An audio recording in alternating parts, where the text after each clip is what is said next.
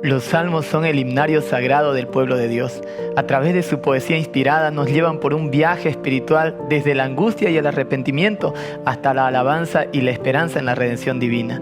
Estos escritos, utilizados tanto en la adoración personal como colectiva, contienen verdades profundas teológicas que iluminan nuestra comprensión de Dios y su plan de salvación. Hoy nosotros exploraremos cómo los salmos se conectan con la profecía y el mensaje del Evangelio eterno. Descubriremos su relación con el santuario celestial y la justicia de Dios y la victoria final de los redimidos. Acompáñenos en este recorrido por la palabra de Dios. Veremos la importancia de los salmos en la interpretación profética.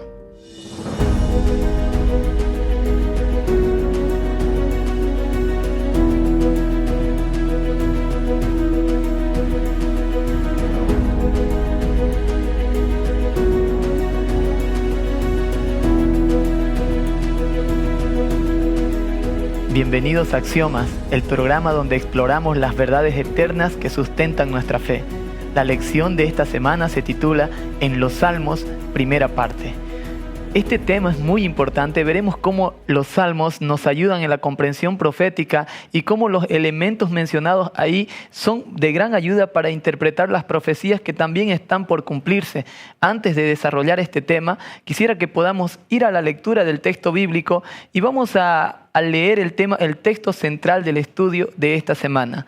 Apocalipsis capítulo 14, versículo 1, dice así.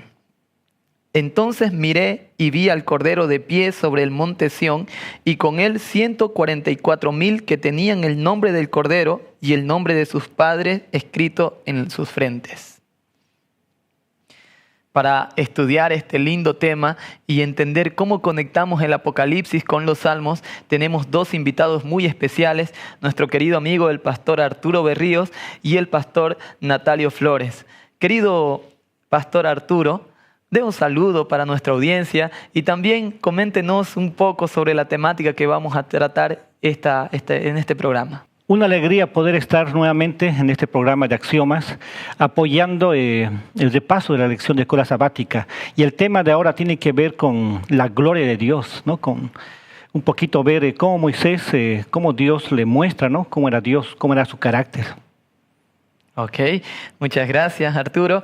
Y querido Natalio, por favor, un saludo para las personas que nos acompañan en este programa y también, por favor, una oración para iniciar este estudio. Queremos saludar a nuestros amigos que nos ven semana tras semana. Es una alegría estar en este programa y vamos a pedir que Dios nos dirija en el estudio del tema y vamos a orar, ¿está bien? Querido Dios, te damos gracias porque una vez más nos das la oportunidad de abrir tu palabra. Queremos que a través del Espíritu Santo puedas iluminar nuestra mente, nuestro corazón. Que todas las verdades que vayamos a aprender, Señor, sean grabados en nuestros corazones. Y así también, Señor, bendice a todos tus hijos, personas que escuchan este programa, están escuchando estas lecciones, que ellos también puedan tener ese momento de aprender ahí en el lugar donde están. Acompáñanos, rogamos tu presencia en el nombre de Jesús. Amén. Amén. Amén. Muy bien, para iniciar entonces tenemos la primera pregunta de nuestro estudio. ¿Cómo se conecta el mensaje de los salmos con el ministerio de Cristo en el santuario celestial? Para responder esta pregunta, querido Arturo, por favor, el tiempo es contigo. Ayúdanos a entender cómo podemos nosotros entender esa conexión que hay entre los salmos y el ministerio de Cristo. Bueno, encontramos en la Biblia, es interesante que Dios siempre usa maneras para que podamos nosotros como seres humanos entender. Y podemos decirlo antitipos, ¿no? Y aquí en la Biblia encontramos en Hebreos 9, 11 y 12, en relación al santuario. Capaz que podemos leer ahí en casita, aquí va a escuchar.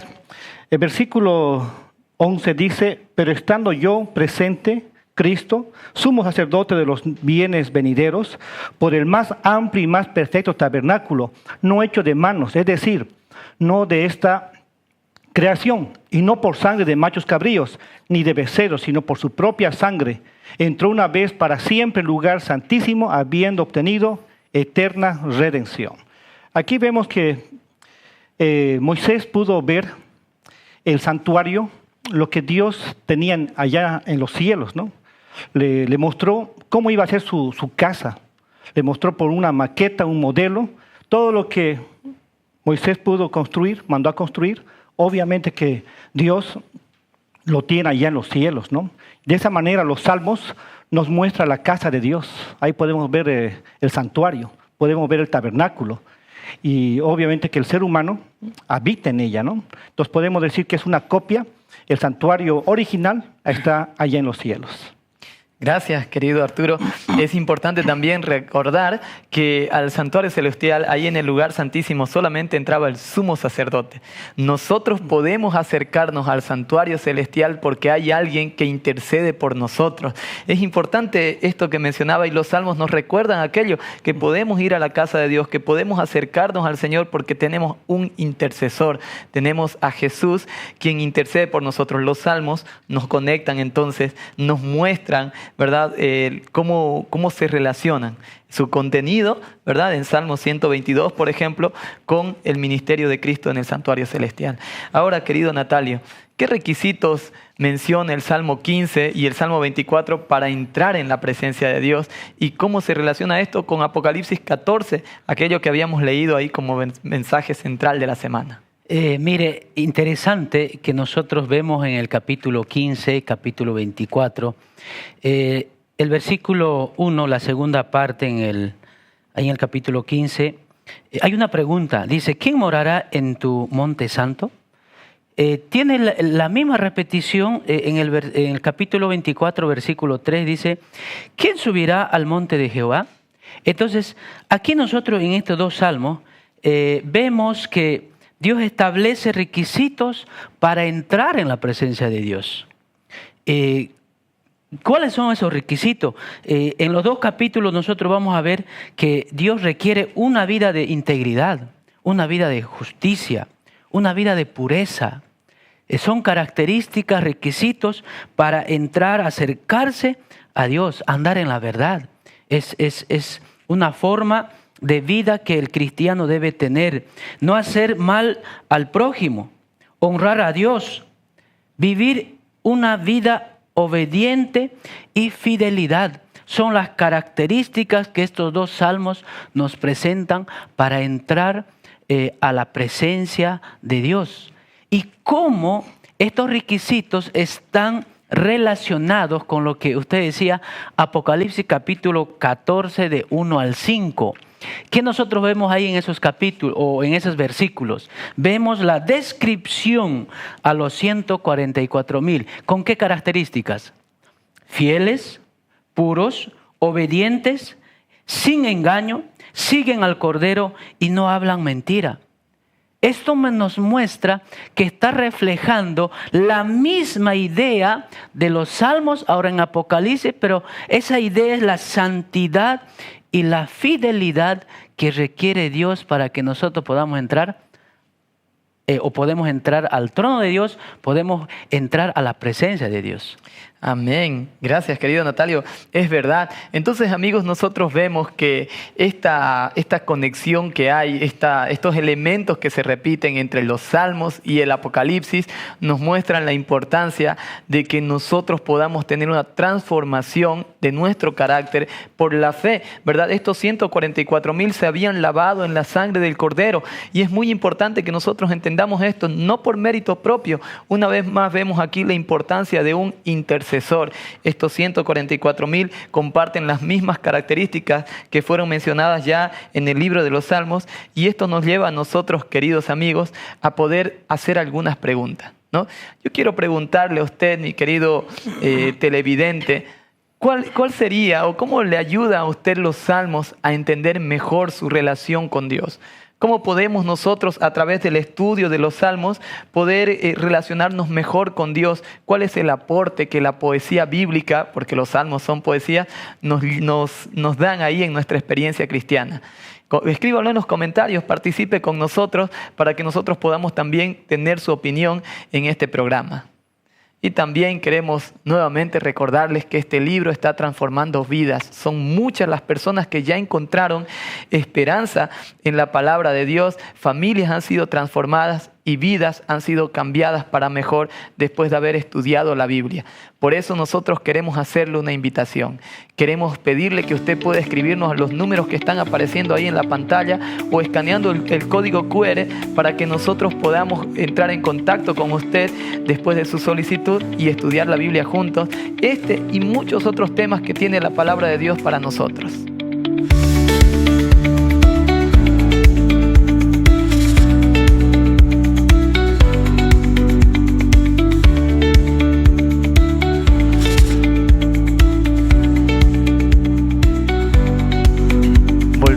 Y ahora estamos para seguir estudiando este lindo tema, la relación entre los salmos y la profecía.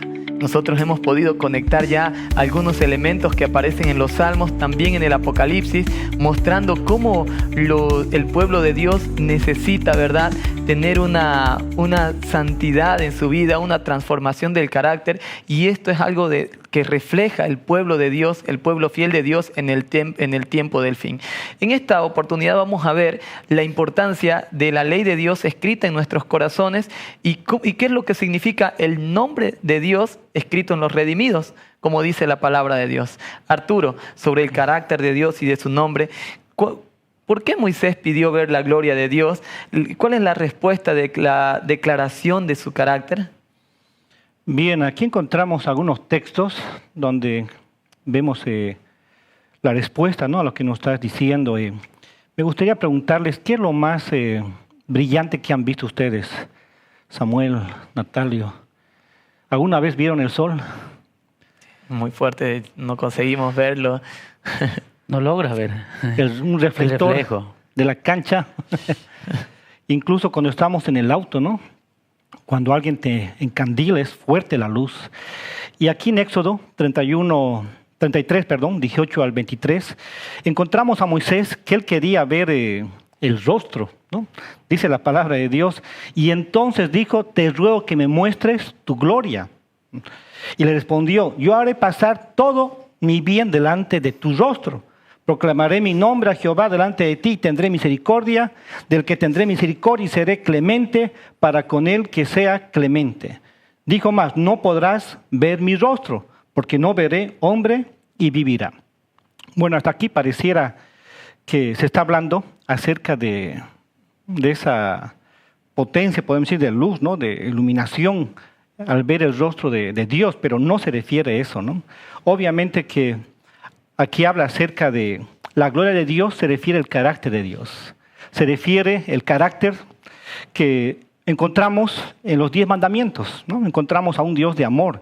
En Éxodo 34, 6, ahí define el carácter de Dios. Pasando Jehová por delante de él, proclamó Jehová, fuerte, misericordioso, piadoso, tardo para la ira, grande en misericordia y verdad. Aquí encontramos el carácter de nuestro Dios, ¿no? Y obviamente que ese carácter se refleja si un poquito vemos Apocalipsis 14:1, ahí comentaba Natalio acerca de los 144,000. Ellos tenían un sello, pero en sí no era un sello como el que imaginamos, ¿no? Simplemente que ellos reflejaban el mismo carácter de Dios. Eran personas que guardaron los mandamientos, eran personas que reflejaban el carácter de Jesús. Eran personas piadosas, como dice aquí el texto, eran personas que realmente mostraban la misericordia, ¿no?, que un día que podemos encontrar en la Biblia, ¿no?, acerca del carácter de nuestro Dios.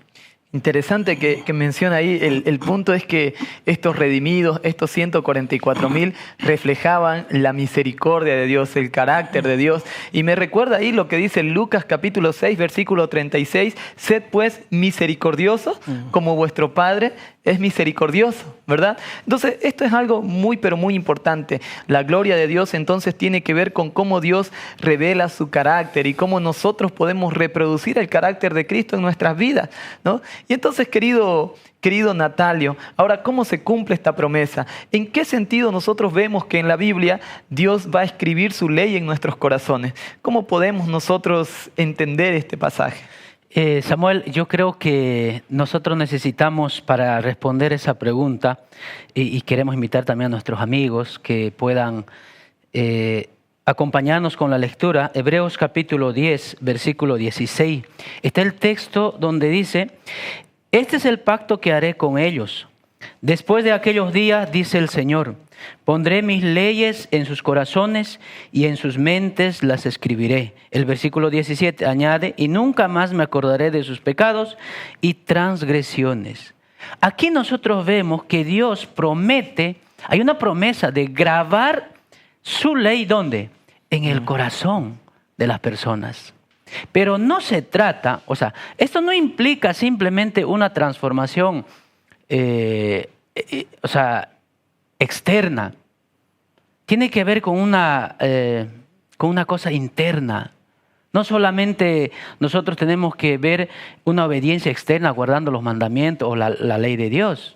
Tiene que ver con un cambio espiritual en el creyente, en cada persona. Tenemos que ver que obedecer a Dios por convicción. Obviamente nosotros tenemos que obedecer por convicción de lo que nosotros creemos. Pero también esa convicción tiene que ir acompañado ¿con qué? Con amor. Nosotros guardamos la ley, por eso dice acá la Biblia, pondré mis leyes en sus corazones. No es solamente por obligación, queridos amigos. Si usted me acompaña, libro de Salmos, capítulo 119, versículo 55, el salmista dice lo siguiente: me acordé en la noche de tu nombre, oh Jehová, y guardé tu ley. Qué impresionante, el salmista resalta acá que él medita en Dios y en su ley continuamente, constantemente. Pero y de paso, acá hay algo interesante, dice, incluso en la noche. ¿Eso qué nos lleva a pensar? Queridos amigos, Samuel, Arturo, yo creo que acá nosotros tenemos que reflejar, y nos muestra un reflejo de que el salmista tenía una relación íntima con Dios. Hasta estando acostado en su cama, él pensaba en Dios. Él guardaba, dice, su ley. Entonces, ambos textos, tanto Hebreos y Salmos, enfatizan ¿qué cosa? La verdadera obediencia viene de un corazón transformado. No solamente es un cambio externo, el cambio, la transformación viene desde adentro. Y Dios, como decía ahí en Hebreos capítulo 10, nos decía que Él escribirá sus leyes ¿dónde? En nuestros corazones, escrito en el corazón. Así que qué lindo promesa, qué linda oportunidad que el Señor también nos da. Qué lindo, realmente. Y recordando al salmista, nosotros podemos retroceder un poquito ahí en Salmo 51, cuando él dice: crea en mí, oh Dios, un corazón nuevo y renueva un espíritu recto dentro de mí. Entonces, esto es una obra que el Señor realiza en nosotros. Queridos amigos, cuando vamos con sinceridad a Dios, los salmos nos recuerdan esto. El Apocalipsis nos recuerda que esa también es nuestra meta, poder reflejar el carácter de Dios y su gloria se va a manifestar en nuestra vida. Por eso nosotros necesitamos de Dios para poder experimentar aquello que los salmos y el Apocalipsis esperan de nosotros. Recordarnos de Dios de día y de noche. Muy bien, el tiempo ha volado, el tema es muy lindo, pero se nos va acabando el programa. Vamos a hacer una pequeña, breve pausa y volveremos nosotros con las conclusiones y la aplicación práctica de estos temas para nuestra vida.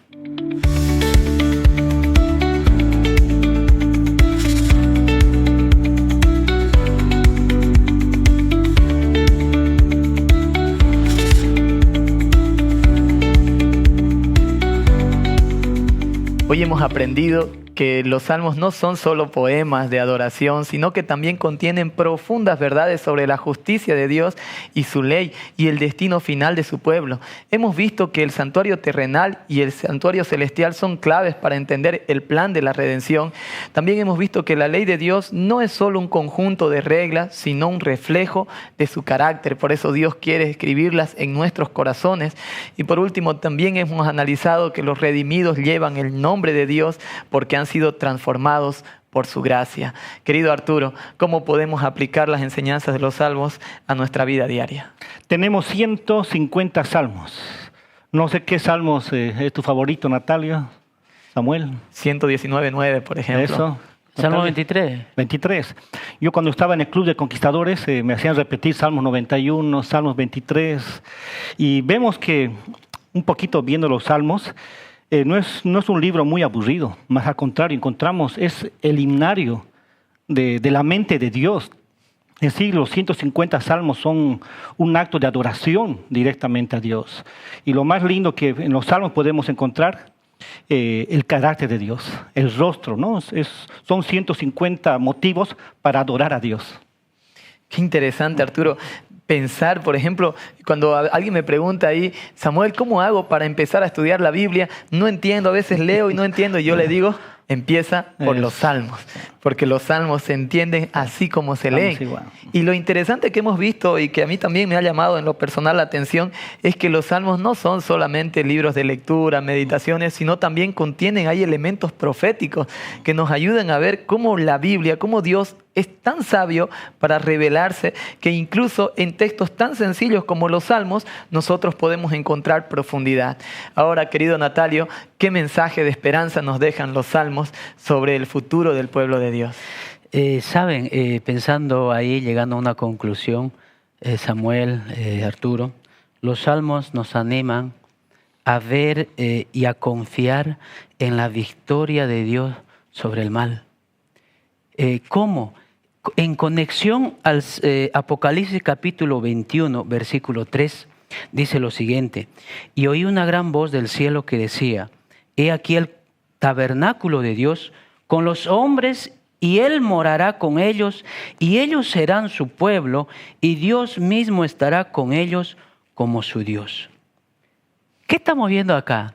Que Dios establecerá su reino y nosotros moraremos con Él para siempre. Por eso los salmos nos animan, nos ayudan a que nosotros confiemos en el Dios que ya venció en la cruz sobre el mal. Amén. Entonces, queridos amigos, ya sabemos, ¿no? El programa ha llegado a su fin, pero antes de ello queremos recordarles, los salmos son un texto muy importante. Va más allá de ser solamente canciones. Es la revelación del carácter de Dios que nos conecta con profecías como el Apocalipsis y nos ayudan a nosotros a buscar la santidad, a buscar vivir y reflejar el carácter de Dios. Una vez escuché una frase por ahí que decía que los seres humanos usamos máscaras para poder escondernos. Y Dios tuvo que usar un ser humano, una máscara, entre comillas, para poder revelarse. Amén. Nosotros, queridos hermanos, tenemos un Dios cercano. Los salmos nos hablan acerca de ello y la próxima semana continuaremos con el estudio de los salmos para encontrar maravillosas verdades que encierra la palabra de Dios. Que Dios les bendiga. Hasta la próxima.